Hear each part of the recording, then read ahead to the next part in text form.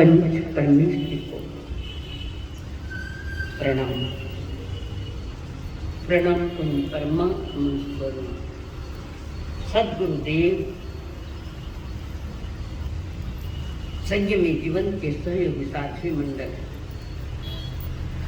जिन्होंने हमारे जीवन में ढेरों सारी खुशियां भरी थी। अनंत अनंत उपकारी परम पूज्य आदरणीय श्री अम्मा जी महाराज, जिन्होंने हमारा हाथ थामकर हमें सतगुरुओं के चरणों में समर्पित किया। अनंत अनंत उपकारी मेरे संसारी स्वर्गस्थ पिताजी एवं स्वर्गस्थ माता जी, कर्मों का खेल सुनने के लिए आए हुए देवान प्रियो, आप सभी के भीतर में विराजमान भगवान आत्मा को मेरा प्रणाम। पवित्र प्रार्थना के साथ आप और हम आगे बढ़ रहे हैं। उस पवित्र प्रार्थना में दो लाइनें अत्यंत महत्वपूर्ण हैं। आड़ा पर्वत को नदियां पिघली। यहाँ से श्रीमिंदर भगवान कितने दूर है? कितने दूर? 13 करोड़ कोस, 13 करोड़ कोस यहाँ से श्रीमिंदर भगवान महावीर क्षेत्र में विराजमान। और प्रभु महावीर जी ने भी कहा कि भाई कोई आज्ञा लेनी है तो किसकी ली जाए, तो श्रीमिंदर भगवान की आज्ञा ली जाए। एक उत्सुक गौतम स्वामी का प्रश्न था, उत्सुक भी था और प्रभु के वाणी के प्रति पूर्ण समर्पित था। तो यहाँ से श्रीमिंदर भगवान 13 करोड़ कोस, एक कोस यानी लगभग 3 किलोमीटर होता है, इतने दूर। ये तो बाह्य भौगोलिक रचना की बात कर रहे हैं, स्थान की बात कर रहे हैं, लंबाई के कितने दूर ये कह रहे हैं। असली दूर वे नहीं है, हम उनसे दूर है। वे दूर नहीं, श्रीमिंदर भगवान हमसे दूर नहीं है, हम उनसे दूर है। कारण उनके केवल ज्ञान में हम सभी लोग आ रहे हैं। उनके ज्ञान असली दूरियां जो आई है वो हमारे कर्मों के कारण आई। भयानक कर्मों के पहाड़ और मायों की नदियां बह रही है। दूर है तो हमारे कारण, और नजीक है तो भी मेन कारण। मेन जो दुनिया कर्मों की बसी है, कर्म। दूर कौन हुए? हम ही तो दूर हुए हैं कर्मों के कारण। ये तो बाह्य बात कह रहे, आड़ा पर्वत हो नदियां बनी, असल में कर्मों के पहाड़ और परमाया की नदियां बह रही है। और ये मेहमान बिना बुलाए नहीं आए, हमने बुलाया है उनको, कर्मों के मेहमान। और इन भव में हो प्रभु मैं अंश को नहीं, कारण मेरे लिए वो सुविधा नहीं है। कोई देवी देवता वर्तमान में आते नहीं को उठा के तुम्हें महावीर क्षेत्र में ले जाए, वो समय और था, कुछ आज नहीं। तो ये कर्मों का जो सिलसिला चल रहा है, 8वें कर्मों का, ये आज का नहीं है, आज का नहीं, ये अनादि का है, जिसके आदि नहीं है। तो कर्म कड़ियों में अगले कर्म की जो चर्चा कर रही है वो आदि कल कर दी थी हमने। आदि कल वेदन कर्म, वेदन होना यानी अनुभव होना, वेदन होना, अनुभव होना। जैसे हमारे 11 अंग में शास्त्र है विपाक सूत्र, सुख विपाक और दुख विपाक सूत्र। जिनके जीवन में प्रति समय सुख का अनुभव हो रहा है वो सुख का सूत्र के जीव थे 10, और जिनके दुख का सतत दुख का उदय है वे दुख विपाक सूत्र में संकलित किए गए हैं। दोनों ही सुख विपाक और दुख विपाक में 20 प्राणियों का अधिकार है, और दुख विपाक में 10 प्राणियों का जो बात रखी है प्रभु ने, कैसे दुख भोग रखे, भयानक दुख भोग रहे हैं। वो 10 जीव है दुख विपाक सूत्र में है, सभी मोक्षगामी आत्मा, सभी के सभी। उन्होंने अपना रास्ता तय कर लिया, अपनी दिशा का निर्णय ले लिया, सत्य दिशा की ओर चलने के लिए उन जीवों ने कदम बढ़ा लिए। फिर कितना कदम बढ़ाया, कितने कदम, डर लगे, डर बोल, हम तो वही ठप है अभी आयुष की तरफ, एक कदम आगे नहीं सकते। जिससे जिनवाणी की देशना में पक्की श्रद्धा, मजबूत श्रद्धा और अनुभूति हो रखी है स्वयं को, उसका कदम आगे सरक गया। बाकी हम लोग उस तरफ गए नहीं, कई सारे कारण थे उसके, बताऊंगी कभी। तो यहाँ तीसरे कर्म की जो कल चर्चा चली, इसमें साता वेदनियों की चर्चा चली, जो मुनि जी को जिनके शरीर में कीड़े पड़ गए थे, ऐसे मनुष्यों की 6 मित्रों ने मिलकर सेवा करी और काया को निरोगी किया, उनके साधना में सहयोगी बने, उन्हें साता पहुंचाई, विनय पूर्वक, विवेक पूर्वक, समर्पण भाव से, संपूर्ण श्रद्धा के साथ उनको साता पहुंचाई। तो वे 6 के 6 जीव किरा घर में आया, मुद्दा जी किरा घर में आया, भूल गया, कहीं वापस तो उम्र का फर्क पड़ता है, ऐसा होता है, नहीं याद, जवाना ने याद नहीं रहता, आपकी तो थोड़ी उम्र भी, हम बोलो मामा, आदिनाथ भगवान का स्वयं ऋषभदेव जी तीर्थंकर बने, यहाँ मुनिराजों की सेवा करना, साता पहुंचा। और तीर्थंकर गोत्र बांधने में ये भी कारण है कि मनोपूर्वक दीन दुखी संत मुनिराज माता पिता भाई सबकी सेवा करे तो जीव कर्मा की कोटि खपावे, उत्कृष्ट रसायन परिणाम आवे, तो जीव तीर्थंकर गोत्र बांधता है। इस पर थोड़ा सोचो कि आपने घर में सबको साता दी है क्या, किसी के दुख में शामिल हुए है क्या? अरे सिर्फ शामिल ही नहीं होना, उनके दुख दूर कैसे होवे ऐसी सुविधा उनको देना। तब हमारे यहाँ 2 शब्द आते हैं, अंग्रेजी डिक्शनरी में 2 शब्द आते हैं, सिंपैथी और एम्पैथी। सुने होंगे, तुम्हारे प्रति हमें बहुत सिंपैथी है, यानी सिंपैथी यानी सहानुभूति। तो जो सहानुभूति लेकर गया किसी दुख को, किसी जीव के पास कदाचित करोड़ों की रेड़ पड़ गई और वो दुखी हो गया, करोड़ों की रेड़ पड़ गई सरकार के और दुख गया, पेनल्टी भी बहुत बड़ी लगी है पेनल्टी, और भयंकर परेशान हो गया। तो कोई दोस्त जाता है, हुआ जो अच्छा नहीं हुआ, हम आपके साथ हैं, आपके दुखों को बांटने का मैं पुरुषार्थ करूंगा।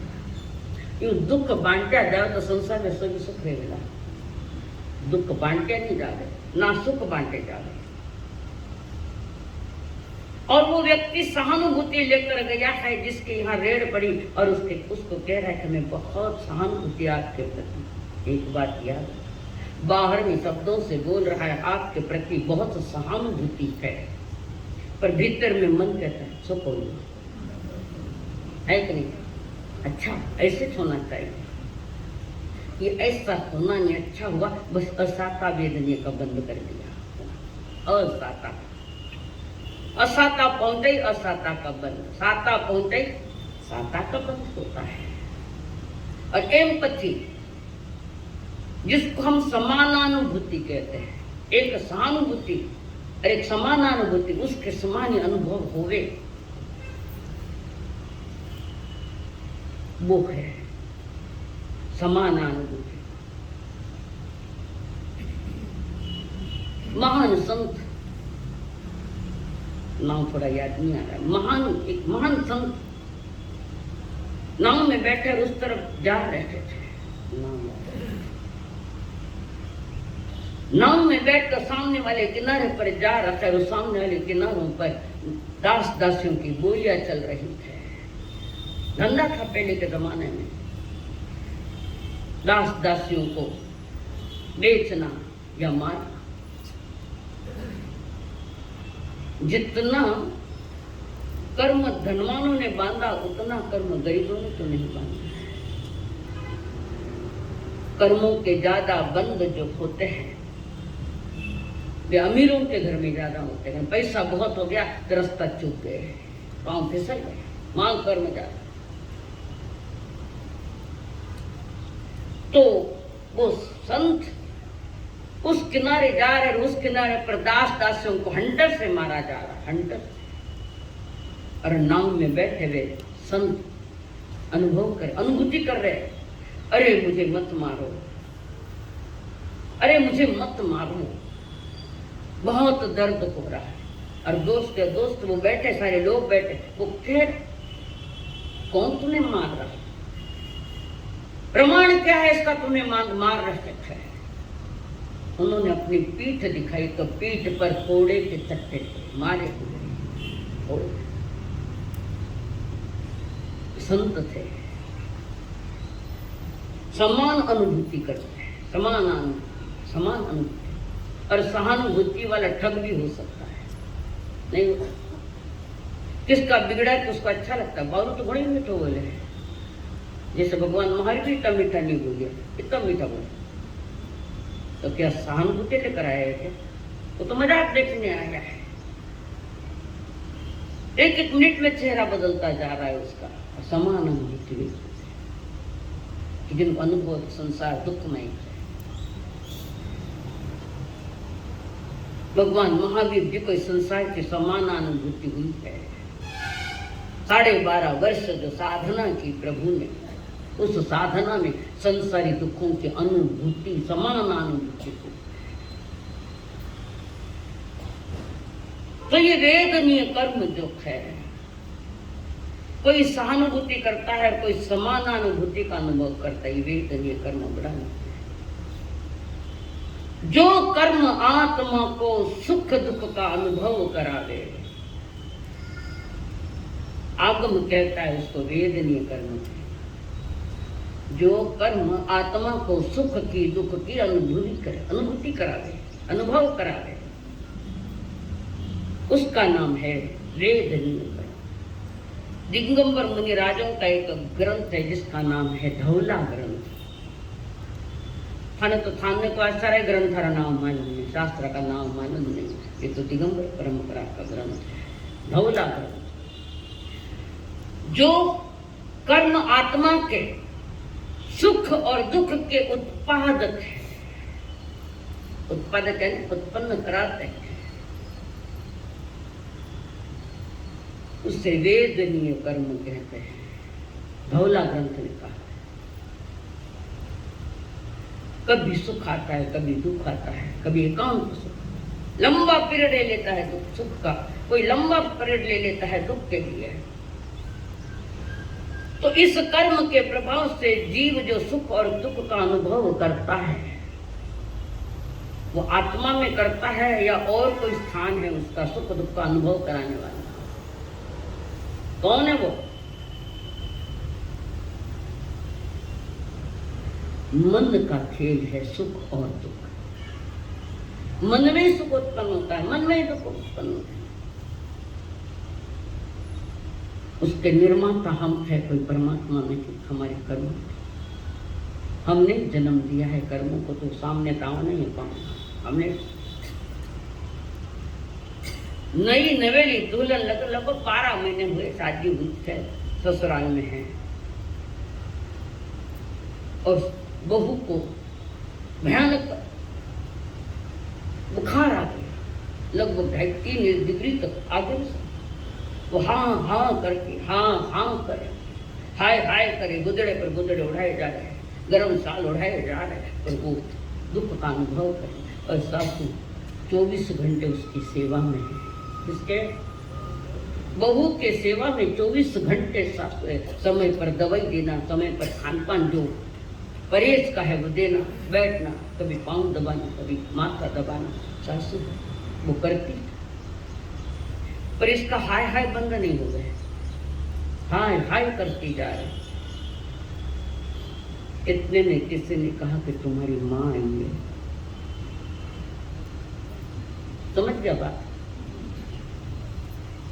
तुम्हारी माँ आई। जैसे ही उसने सुना कि मेरी माँ आई है, और माँ जैसे ही उसके कमरे में प्रवेश कर गई तो बहू उठ बैठ गई। और पहले सासू बेचारी इतनी सेवा करी है, पर बहू कहाँ? माँ तो दुख है। अब असली नकली उसको मालूम, मुझे ही मालूम नहीं, पर स्त्रियों का चरित्र तो देवता भी नहीं जान सकते। पुरुष का भाग्य और स्त्रियों का खेल देवता नहीं समझ सके। एक बार तो वे भी फंस गए, ऋषि मुनि। इस नारी के विचित्र चरित्र में ऋषि मुनि भी फंस गए थे। इसका मतलब ये नहीं कि तुमको फंसना है, ऋषि फंस गया तो मैं ही फंस जाऊंगा, नहीं। अपनी जवाबदारी थोड़ी संभालो। प्रभु कह रहे जीव को, चार गति वाले जीव को न एकांत दुख है न एकांत सुख है, मिला जुला रूप ये चार गति का कारण। सुख है दुख है दोनों मिला जुला है, रूप है वो। तो कर्म प्रभाव से जो फल देने के लिए आए थे, ये कर्म फल देने के लिए जीव को आए थे, जिसको हम उदय कहते, कर्मोदय कहते, कर्मोदय उदय में आए।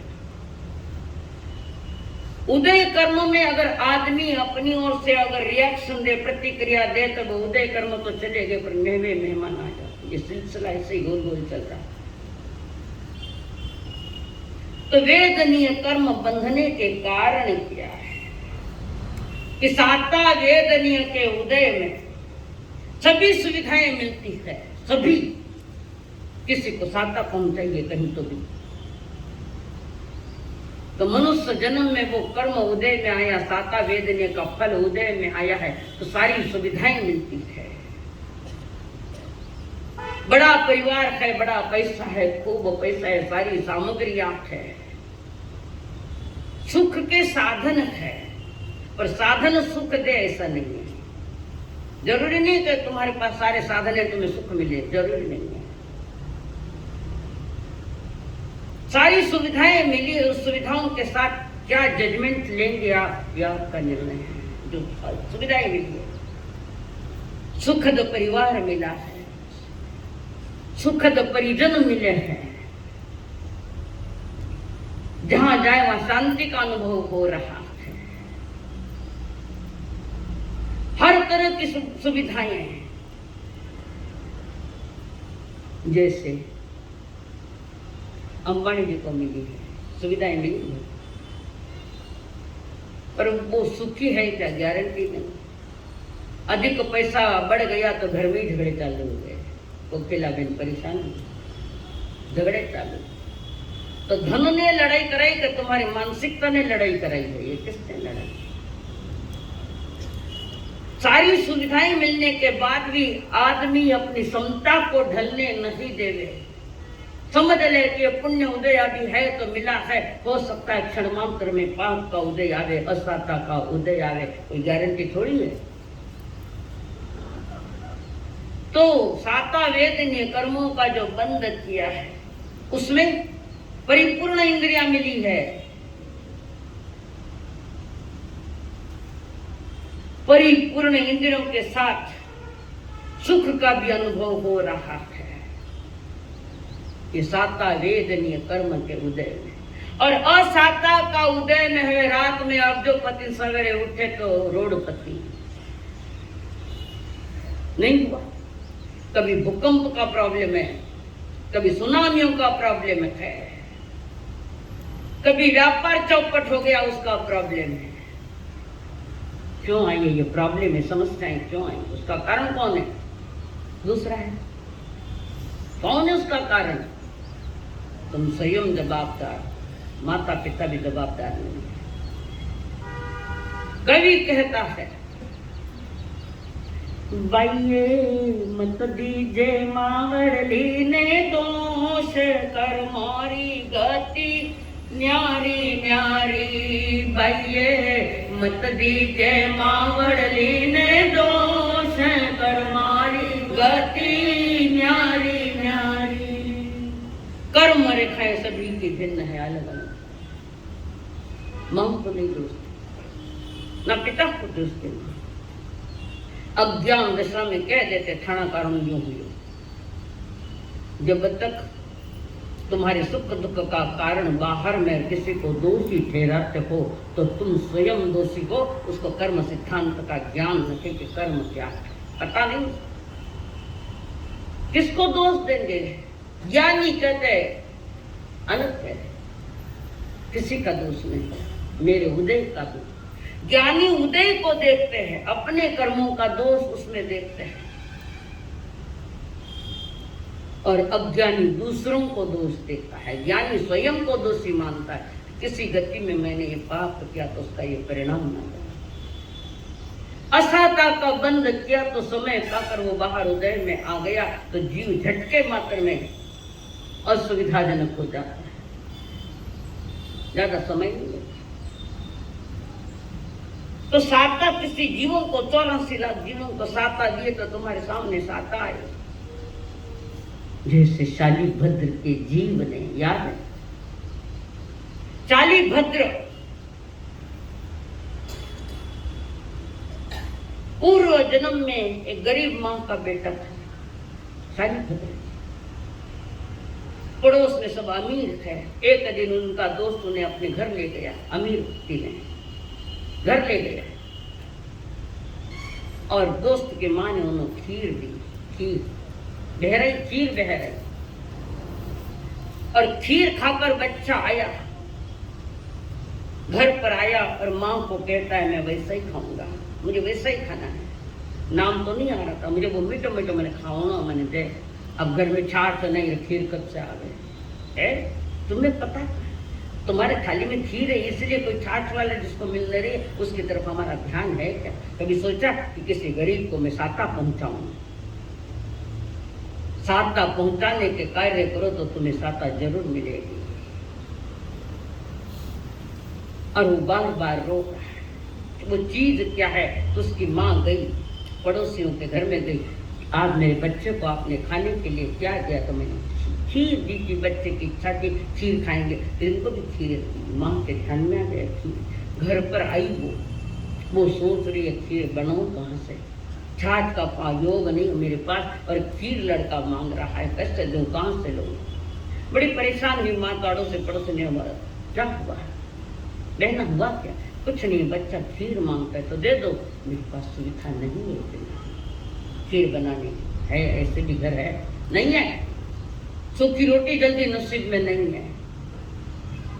पूर्व जन्म में किसी की थाली खींच लिए तो उसका परिणाम ही आता है, थाली में सूखी रोटी नहीं आती।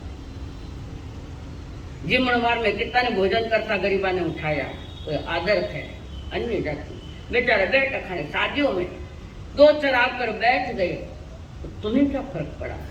फर्क क्या पड़ा? पर नहीं, अमीरों के घरों में गरीब बैठ आकर यहाँ खाना नहीं खाना चाहिए, उठा देते हैं और फिर ये दुखा सुखा टुकड़ा भी नसीब नहीं अगले जन्म में। तो कर्म तीव्र बात है। ये अनूप मंडल का क्या हुआ था? नाम सुना ना अनूप मंडल, जो संतों की हत्याएं कराने के लिए कहता था।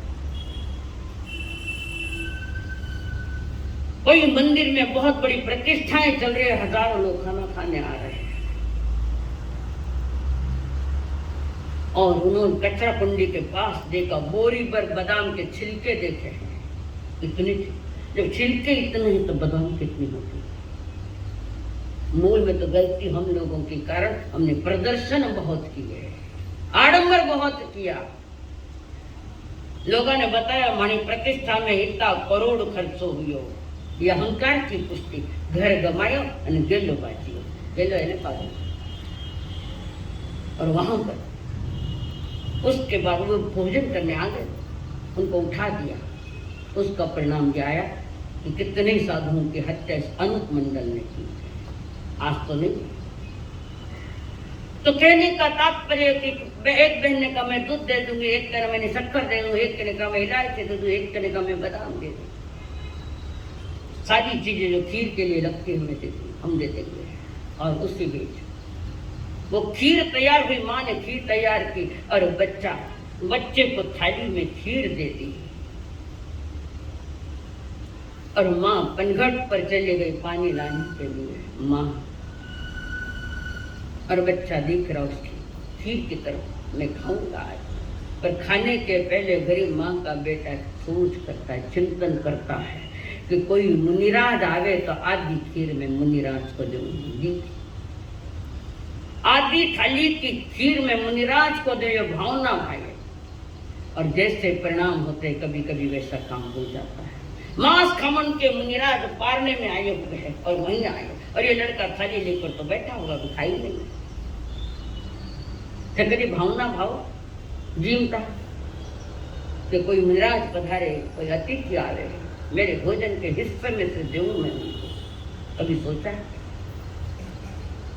कभी सौगंध देती भूल गयो मारा था, जब मारा था कहीं करेगा क्या अंतराय नहीं, अंतराय बांधी तो नहीं की। और लड़के ने भावना में कोई तपस्वी मुनिराज आवे मेरे द्वार पर, में कोई किसी जन्म का पुण्य वहां उदय में है, मिश्रता उदय, पुण्य भी थोड़ा उदय आया और मुनिराज पधारे।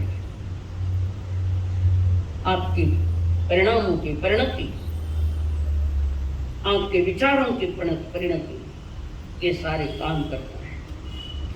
और मुनिराज पधारे और लड़के ने कहा प्रणाम, कहीं कुछ संस्कार देखे,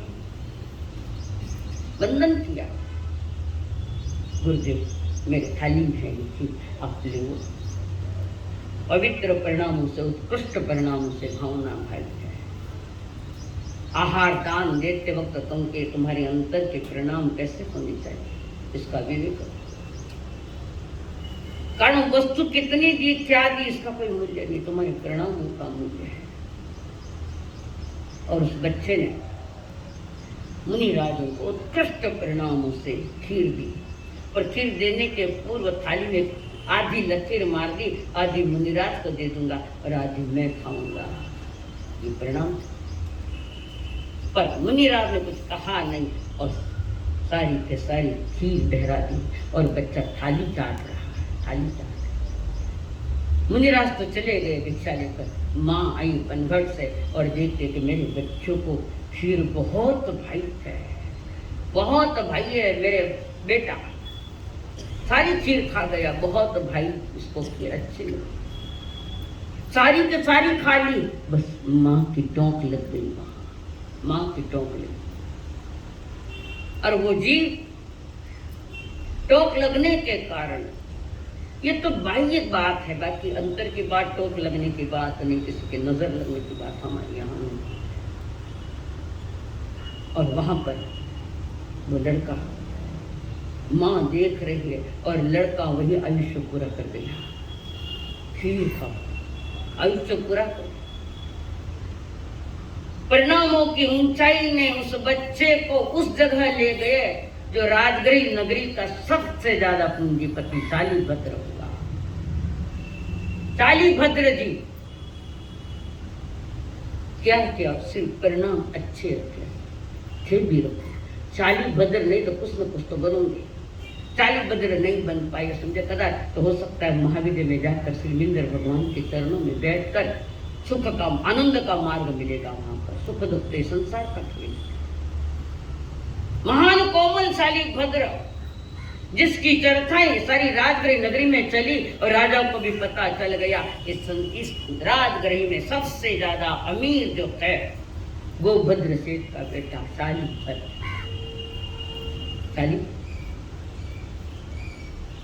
और राजा ने यह प्रश्न रख दिया तो देखना है कौन है ये शालीभद्र कि मेरे राजगृह में हमसे भी ज्यादा अमीर है। खाली देखने के लिए गए थे श्रेणिक महाराज। अंथाना दुकान में आ जाओ तो धन देखने तो में छूट जाए, इनकम टैक्स, सेल टैक्स। मैं तो लजाऊ में आया और इधर इनके चाहो जलाली इतनी जबरदस्त है कि श्रेणिक महाराज स्वयं देखने के लिए आए हैं। थाना घरे देखना आदि इंस्पेक्टर आवे, अरे एना के स्वयं महाराज श्रेणिक महाराज, और श्रेणिक महाराज जैसे वहां पधारे, मां ने कहा पधारो महाराज पधारो, और महाराज श्रेणिक महाराज दालान में बैठे हैं, और मां ने आवाज दी, चाली भद्र, हाँ मां, नीचे पधारो तुम्हारे नाथ आए हैं, नाथ है राजा, नीचे पधारो, नाथ आए आपको देखना चाहते हैं। मां की आज्ञा का पालन करता फौरन नीचे आया चाली भद्र, और मां ने कहा ये मेरा बेटा शाली भद्र है, सारा ब्यौरा पता लग गया, और वो कोमल काया जो शब्द मां ने कहा था कि तुम्हारा नाथ आया है, तो शाली भद्र सोच रहा है अभी भी मेरे ऊपर कोई नाथ है क्या, और मैं समझता था मैं अनाथ हूँ, आप कहते हो अनाथ शब्द यहाँ नहीं है, अनाथ है मेरा कोई नाथ नहीं, अनाथ मुनि का यही तो खेल चला है। और श्रेणिक महाराज ने उसको गोद में बिठाया, बच्चे को कोमल काया की गोद में बिठाया, राजा है राजगृह नगरी का, तो भी वो चुभन होने लगी शरीर को, चुभने लगा। मां ने देखा बच्चे को उठाकर बाजू में बिठाया। श्रेणिक महाराजा देखते कि मेरी इतना कोमल हाथ है, मेरा सज कोमलता है, और इस बच्चे को वो भी चुभ रही है, शरीर क्या बना है। और वहां शाली भद्र जी का जो चिंतन चला कि मेरे ऊपर कोई नाथ नहीं बना, और ये चिंतन की कड़ियां आगे चलते चलते भरी जवानी में जिनकी शादियां हुई, पर निर्णय ले लिया भगवान महावीर की वाणी की सुनकर निर्णय ले लिया उन्होंने कि अब नहीं मैं ऐसी करनी करूं कि मेरा कोई नाथ नहीं बने। फिर नाथ हो क्या नाथ हो, कौन हो, न नाथ न अनाथ, बीच में कभी ठप्प है, न इधर न उधर, बीच में कहीं गड़बड़ है। किसके नाथ बंधो, धन दौलत के नाथ हो, बंगले के नाथ हो, कि लिखा ले कि जिंदगी भर मेरे पास रहेगा, ये हो सकता है या तो वो छूट जाएंगे या तुम्हारी सांस रुक जाएगी, कोई न कोई तो काम होगा। ये वेद नियम है। औरों को सुख साता पहुंचे किसी गति का प्राणी तीन सोचता है, उनको साता पहुंचा ही है तो साता वेदनीय का कर्म जरूर उधर किसी इसी भाव में आ सकता है या और किसी भाव में आता है। और औरों को दुख दे तो प्रतिफलन क्या आएगा ये तुम समझ लेना, तुम जान लो। ये कर्मों की बड़ी माया है। किसी कवि ने कहा था, कैसी कर्म की लीला रे, सुख दुख के खेल खिलावे, कभी तो हंसावे कभी तो रुलावे।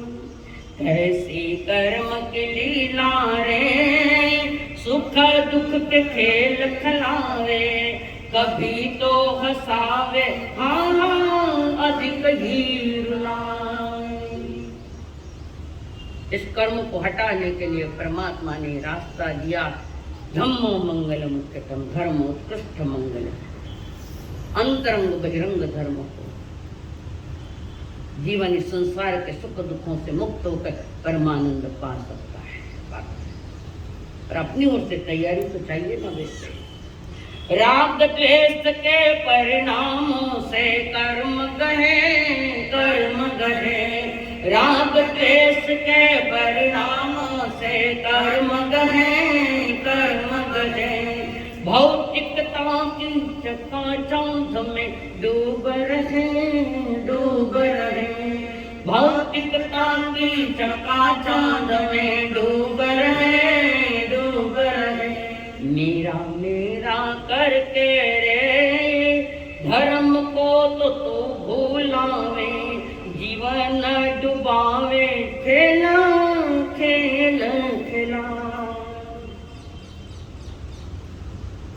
भौतिकता की चकाचौंध, जिन इंद्रियों से वो नहीं करना चाहिए था, उन्हीं इंद्रियों से तुमने इस संसार के चक्का चौन में साता हसाता दोनों कर्म बांधे। साता के तो कम है, असाता के ज्यादा है। इकट्ठा तो करने वाला मैं ही जवाबदार हूं। भगवान माहिर को क्या त्रिपृष्ठ वासुदेव के भूमि में उस जीव को, वासुदेव जी को संगीत का बड़ा शौक, संगीत का बहुत शौक था। महावीर का जीव है त्रिपृष्ठ वासुदेव का।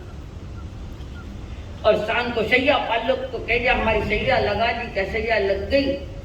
और उस जीव ने, वासुदेव जी ने कहा संगीत लगा देना, जब मुझे नींद आए तो बंद कर देना। भारी खेल है कर्म का ध्यान। और महावीर का जो वासुदेव जी तो सो गए, संगीत सवेरे तक चलता रहा। कल उस संगीत को सुनने के लिए सैया पालक खुश हो गया। उसको याद ही नहीं रहा कि मालिक ने संगीत बंद करने को कहा, याद ही नहीं, भूल गया। संगीत सुन रहा है और संगीत सुनते सुनते सूर्योदय की तैयारियां। और महावीर का जो वासुदेव का जीव नींद से उठे, देखा कि संगीत चल रहा है। सैया पालक को पूछा संगीत क्यों नहीं बंद किया? मुझे अच्छा लगा, मैं सुन रहा हूं। मुझे अच्छा, तुम्हें संगीत अच्छा लगा। कर्मचारियों को बुलाया और गरम गरम शीशा कान में डाल दिया। कान में क्यों? तुम्हें इस श्रोतेंद्र से संगीत अच्छा लग रहा है। इंद्रिय की इच्छा पूरी की, कान के एक ही इंद्र की इच्छा पूरी की, एक इंद्र श्रोतेंद्र की। और उसका परिणाम यह आया कि कान में शीशा डाल दिया। कर्मचारियों को बुलवाकर गरम गरम शीशा उसके कान में डाला। वो जो तत्काल मर गया। कर्मों का जब तक उदय नहीं होता, आत्मा के साथ ठहरे बैठे, अभी समय पूरा नहीं हुआ। जब समय पूरा हो तो सामने आता है। तो वो समय आया, महावीर के भवन में आया। और वे ध्यानस्थ दीक्षा के बाद ध्यान में खड़े थे और किसी ग्वाले के मालिक ने कहा मेरी गौओं का ध्यान रखना, मैं अभी आता हूं। और ग्वाला इतना कहकर चला गया। अब वे तो ध्यान साधना मेडिटेशन में है। और किसी भी संध्या हो गई, ग्वाले ने पूछा मेरी गाय कहाँ है? गाय चरते चरते दूर चली गई। ग्वाला अपनी गौओं को ढूंढ रहा, मेरी गाय कहाँ? और उसको पूछा रहे तुझे कहा तो ना मेरी गौओं का ध्यान रखना। बोले कौन? तीर्थंकर के आत्मा दीक्षा लेती मौन होते हैं। और हम दीक्षा लेती ज्यादा बोलते हैं, नहीं है। श्रावक जी का एक नियम, एक गुणों में एक गुण है। एक पहले बोले श्रावक जी कम बोले और काम का बोले। मैं कम नहीं बोला, काम को नहीं बोला, बड़ बड़ बड़ करते। जी बड़ी हड्डियारी होती तो टूट ही जाती कभी।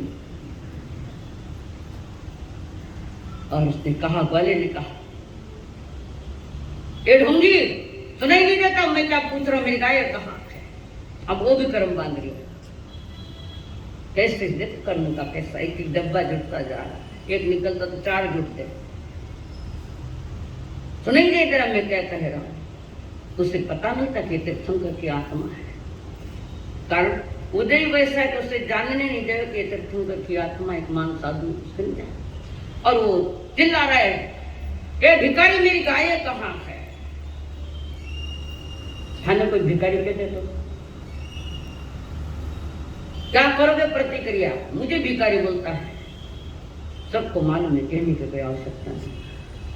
और वो सब कुछ बोल रहा है ग्वाला, और ये शांत ध्यान में करे। और क्रोध का पारा इतना बढ़ गया, इतना बढ़ गया। स्मशान में जाकर बड़ी जाड़ी लकड़ी लेकर आया। लकड़ी जाड़ी, जहाँ लकड़ियाँ जलती उसमें से लकड़ी लाई और उनके कान में खीले ठोक।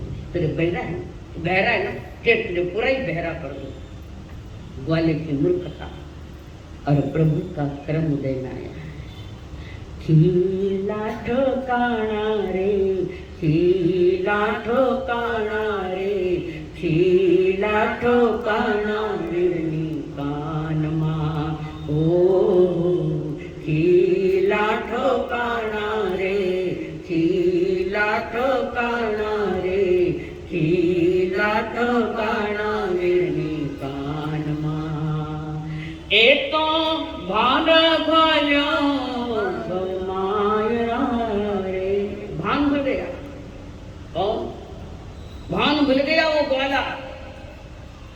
विभान होकर थिरक होकर। ऐसे कर्म आप तो नहीं करते, कदाच हो सकता है सेकंड वाइफ आई है, पहले कोई कार्य या तो छुट्टी या गई दूसरी, और पहले वाली के लड़के हो गए और दूसरी वाली आई तो उस बच्चे को क्या ट्रीटमेंट देते बताओ? साउथ का बेटा कहता है क्या ट्रीटमेंट है? तुम्हारे जन्म दिए बेटे के समान उसको ट्रीटमेंट देते हैं? देते क्या? ये क्या खीला ठोकाना रे, खीला ठोकाना रे, खीला ठोकाना गिरनी कान। गर्म नहीं हुए उसके वाले, जरा भी गर्म नहीं। ज्ञानी अपना उदय का विचार करते हैं, अपने उदय का विचार ज्ञानी करता है और अज्ञानी दूसरों को दोषी ठहराता है। जन्म से 3 ज्ञान के धनी है तीर्थंकर की आत्माएं, और उनके ज्ञान में आ गया कि मैं वासुदेव के भव में मैंने चैया पलक के कान में शीशा डाला और वहां मैंने वो कर्म बंद किया। अब ये उदय में आया है, गलती मेरी है तो सजा तो मुझे ही मिलेगी ना। इतनी भयानक चीख हुई प्रभु के मुंह से, जाड़ा खिला ठोका लकड़ी का, आसमान को छू गई, ऊंचे ऊंचे आसमान में आवाज चली गई, इतनी भयानक चीख निकली, पर उस बालक को कुछ नहीं कहा, अल्लाह निकाला वो स्वयं ने। इतने में इंद्र को पता लग गया कैसा हुआ है, तो इंद्र ने वो लकड़ी खींची। उस समय भी भयानक चीख हुई, आकाश में आवाज आ गई।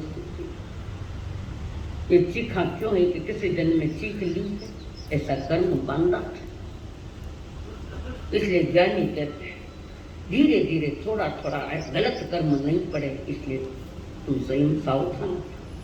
तो असाता वेदनीय कर्म का जो बंद होता है उसके कारण भगवती सूत्र में कहा गया है कि असाता यानी दुख ही दुखाना उसके बंध के कारण क्या है?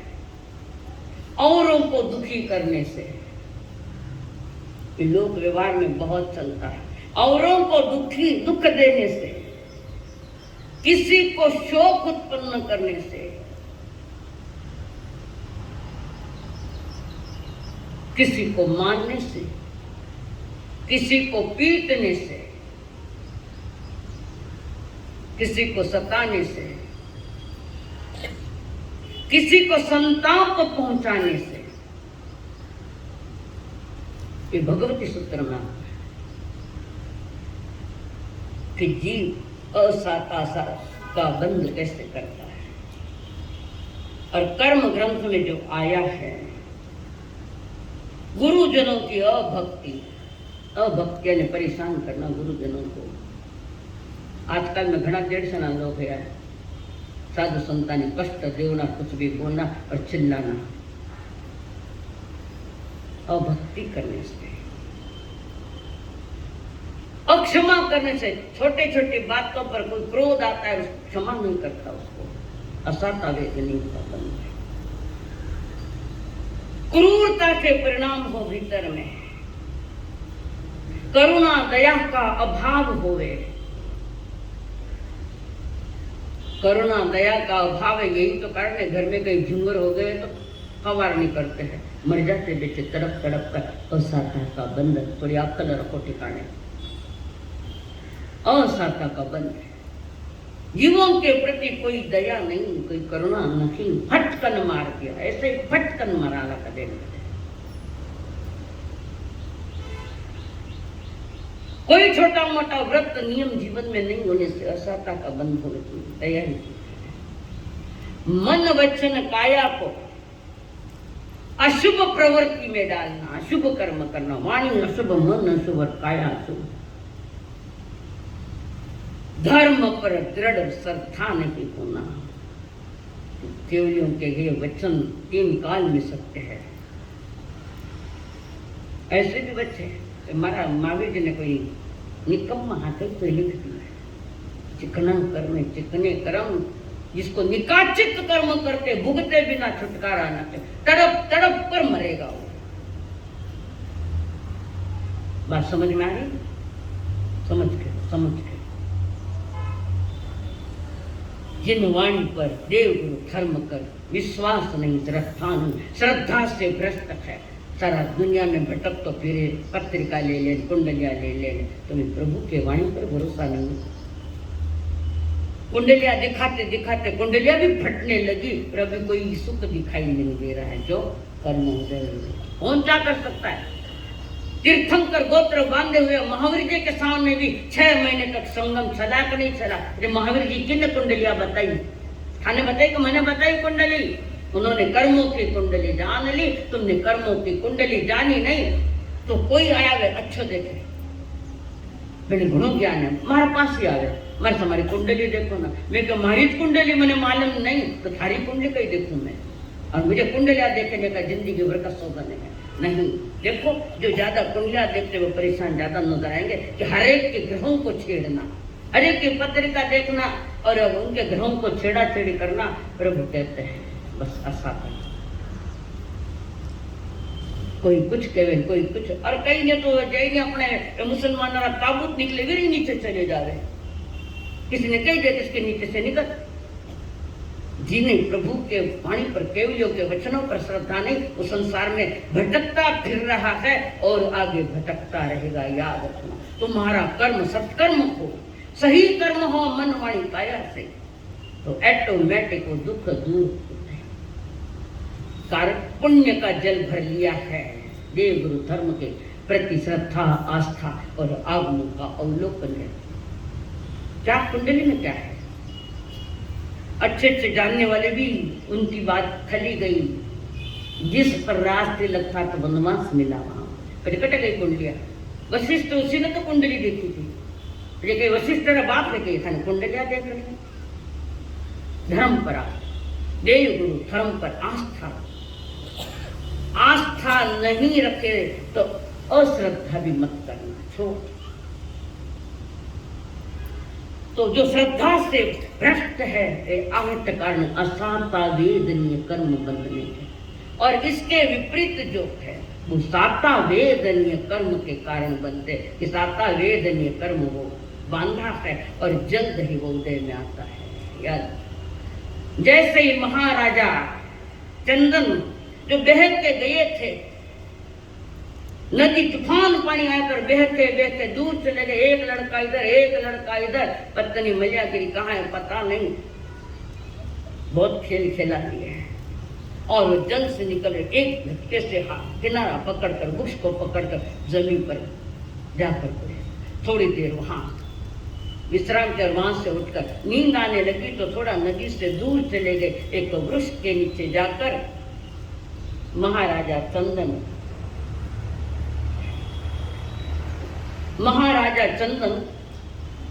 सोए हुए हैं गहरी नींद में, और अचानक घटना घटी। और वो घटना ऐसी थी कि इनको नींद लगी हुई थी, ये सोए हुए हैं गहरी नींद में, थका हुआ शरीर था और थके हुए शरीर गहरी नींद में सोया। और योगायोग उसी नगरी का राजा, उसी राज्य का राजा जिसकी मौत हो गई, राजा की मौत। और जब तक अगला युवाचार्य अगला राजा घोषित नहीं हुए तो शव को उठाया नहीं जाता, शव को उठाया नहीं जाता, अगले राजा की घोषणा होनी चाहिए। और योगायोग उस राजा को पुत्र नहीं था। देखो कैसे सूर्योदय हो रहा है पुनः। वहां पर ऐलान हो गया, वो सब उत्सुक है, मैं राजा बनूं, मैं राजा बनूं, मैं राजा बनूं, मैं पंत प्रधानमंत्री बनूं। सारा मर गया पंत प्रधान पद ने। कितने कितने खेल खेलते, कितने कितने तूफान करते हैं। अब जब चली तो महामंत्री ने कहा इसका निर्णय हम नहीं करेंगे, किसी और को करने लगाएंगे, निर्णय करके कि राजा के पद पर किसी को बिठाना है। अब कोई रास्ता तो नहीं दिख रहा है, मनुष्य के दिमाग में नहीं आ रहा है, तो मनुष्य निर्णय नहीं कर पा रहा था। एक तिर्यंच ने निर्णय किया। बोलो मेनक आगे है कि तिर्यंच आगे है? तिर्यंच निर्णय करने में समक्ष। उस समय महामंत्री ने कहा हमारे महाराजा को बड़ा हाथी जोक है, उस हाथी के सूंड में कलश दे दो। तिर्यंत भी बहुत समझता है, थे ना समझो कि तिर्यंत ने कई समझे। थाना आगे उदाहरण इतिहास साक्षी है, गौरवशाली इतिहास इस परंपरा का उसमें भी साक्षी है। और कहे कि हाथी के सूंड में कलश रख दिया और वो कलश भरा हुआ पानी का जल था और वो जिस पर डालेगा वो राजा घोषित होगा। अब हाथी कलश निकल रहे गलियों गलियों में, बाजार बाजारों में, राजमार्गों में घूम रहा है। हजारों की भीड़ उसके पीछे पीछे। कई तो सामने आकर खड़े रहे के महारामत ने के महारामत ने कलश ने के सामने आने से तारा कर्म तो लारे साथ ले छोड़ा, कहाँ से आएंगे। और वहां पर हाथी चल रहा है, सारी नगरी घूम आया पर उसको मिला ही नहीं। चलो अगर नगरी के बाहर जाओ, और नगरी के बाहर गए है हाथी, हजारों की जनता। पुण्य उदय होता है तो कहां से कहां पहुंचा देता है पुण्य। थाने पुण्य कर्म करना ही को ले तो दूसरों को ही करेगा। पुण्य कर्म करते तो सभी सामयिक में होते। सिर्फ हमारा सर एक बात है कि मुख करके बांध बैठो, बैठे बैठे भी तुम कुछ भी नहीं करो तो कर्म बंद, कारण तुमने मर्यादा नहीं ली, सामयिक की मर्यादा न की। जबकि हमने शुरू से कहा था थोड़ी धर्म करने में आ जाओ। मुफ्त बैठने कही मारे सर को केला कोरोना और मास्क है वो तो सामयिक तुम्हारे भलाई के लिए कहे। वेशभूषा साथ में हो, धर्म सभा में बैठने का भी एक विवेक होता है। वेशभूषा बच्चा ने देखो अपनी स्कूल ड्रेस तो दया तो मारी था ने बिना ड्रेस आया थी थाने बैठन देगी हकाल नहीं किया। वो तुम्हारा पुण्य तो मेरे मुख से निकल नहीं रहा है, पुण्य तुम्हारा, पर ये पुण्य कब खाली होगा पता नहीं याद। और सारी भीड़ वो हाथी भी वो चल रहा है इधर उधर देखता हुआ, और उसी वृक्ष के नीचे पहुंच गया हाथी। और जहाँ महाराजा चंदन नींद से उठे, आंखें मलते मलते, और हाथी ने पानी डाला। अगर नींद में तो आंखें मल और ठंडा ठंडा लगा, देखा तो हाथी ने कलश मेरे ऊपर उंडेला है। और सारी जनता वहां आ गई, जय जयकार होने लगी। खाली जय जयकार कौन कराइए, आके कराइए। तुम्हारी जय जयकार किसने करने लगाई? तुम्हारे सत्कर्मों ने। और किसी की जय जयकार नहीं है। और औरों की जय जयकार कब तक करोगे? अपने जीवन का भी एक जन्म ऐसा हो जाए कि जीवन की भी जय जयकार है। महावीर की जय जयकार कब तक बोलते रहोगे? हम ही ऐसे कर्म करें कि सहज में हमारी भी जय जयकार हो जाए। पर जय जयकार के लिए नहीं करना है, अपना सत्कर्म करते रहो। सत्कर्म ने जय जयकार करवाई, पुण्य उदय पुनः आ गया राजा। प्रभु कह अपना कर्तव्य करते चलो, करने से कैसे चले। अपना कर्तव्य करते चलो, चिंता करने से कैसे चलेगा। चाहे आंधी या तूफान हो, करने से कैसे चलेगा। मंत्री महामंत्री सभी ने नाम पूछा, उन्होंने अपना नाम बताया और उनके नाम की जय जयकार होने लगी। महाराजा चंदन की जय हो, महाराजा चंदन की जय। और राजा चंदन सोच रहा कहीं सपने में तो नहीं हूँ, कहीं नींद में तो नहीं हूँ, कहाँ से कर्मों का हमारा भटकता भटकता यहाँ आया। और कर्म ने कहा मेरा कर्जा मैं ले गया, चल तेरा पुण्य का उदय। और जनता उनको ले गई, उनको राजा बनाया, जनता का प्रतिपालक राजा बनाया। और उस नगरी का वो राजा हो गया। कभी राम, कभी रंग, कभी गरीब, कभी अमीर, कभी ज्ञान, कभी क्या। ये खेल खिलाने वाला ये कर्म बड़ा बलवान है। और साता वेदने का खात्मा, साता वेदने का उदय हुआ तो राजा वो स्वयं चंदन अपने राज्य का राजा नहीं पर इस नगरी का राजा बन गया। ये राजा बनाने वाला साता वेदनीय कर्म है। साता वेदनीय कर्म की तैयारी करो तो कैसे बने, उसकी पहली दवा प्रभु फरमा रखे है, संकल्प हो हमारा